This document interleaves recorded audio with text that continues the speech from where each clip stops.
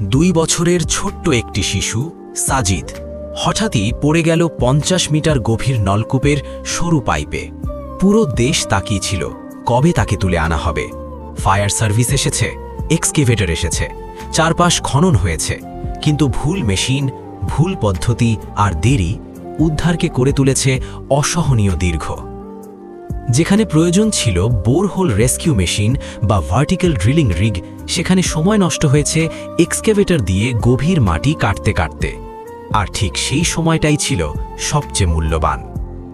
দীর্ঘ 32 ঘন্টা চেষ্টা, 32 ঘন্টা অপেক্ষা, 32 ঘন্টা আশা আর আতঙ্কের মধ্যে অবশেষে শিশুটিকে উদ্ধার করা হলো, কিন্তু মৃত নয়, মৃত অবস্থায়।